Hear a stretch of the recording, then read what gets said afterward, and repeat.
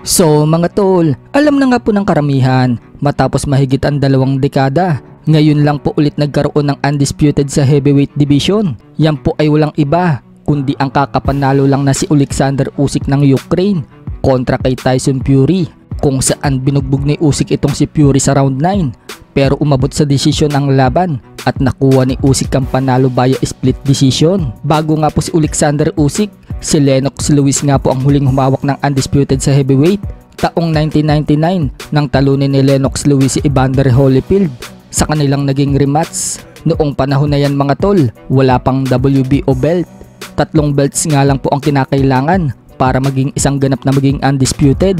Yan po ang WBC, IBF at WBA. So dahil muli magkakaroon ng undisputed sa heavyweight, hindi po sinayang ni Lennox Lewis ang pagkakataon na masaksihan niya ang susunod sa club niya bilang undisputed.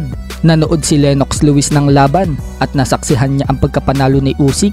Pinakita pa nga po ni Lennox Lewis ang reaksyon niya noong magrugi si Tyson Fury sa round 9. Napatulala siya at noong bilangan nga po si Fury nang mapasandal ito sa lubid, makikita sa mukha ni Lennox Lewis na napailing siya. Makikita din po ang reaksyon ni American at Evander Holyfield na nandoon din sa tabi ni Lewis. Tanong tuloy ng mga fans kay Lennox Lewis kung dapat daw bang tinigil ng referee ang laban at manalo si Usyk via technical knockout. Hindi nga po sinagot ni Lewis ang mga tanong ng fans sa comment section. Pero noong manalo naman si Usyk mga tol, sinabi ni Lennox Lewis na welcome to the club at Usyk #undisputed.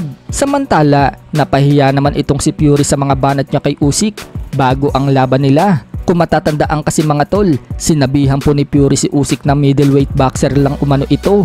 Kakainin niya lang din daw itong si Usyk dahil monster daw siya sa heavyweight. Pero nagkamali si Fury dahil may lakas pala itong si Usyk at muntik-muntikan pa siyang manockout sa round 9. Kapansin-pansin naman mga tol ang outfit ni Usyk sa entrance nito. Napag-alaman natin mga tol na ang outfit pala ni Usyk ay pang warrior.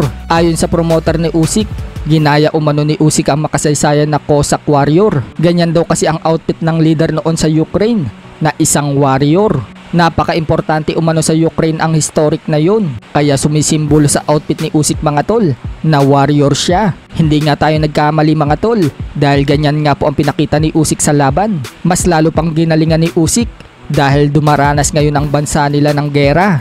Hindi nga lang po si Usyk ang naging kampiyon sa buwan na ito, kundi pati na din si Vasily Lomachenko na nakuha ang IBF Lightweight World Title at Denis Berinchyk na nakuha naman ang WBO Lightweight World Title. Sa kabilang banda naman mga tol, sa mga hindi po nakakaalam, may lumaban nga po sa card ni Usyk at Fury na pinaglabanan ng IBF Cruiserweight World Title at si Jai Opetaia na po ngayon ang bagong kampiyon sa IBF Cruiserweight. Nantalunin niya si Mairis Briedis via unanimous decision. Sa ibang balita naman mga tol, Vincent Astrolabio kinuwang sparring partner si Leonard Sarcon.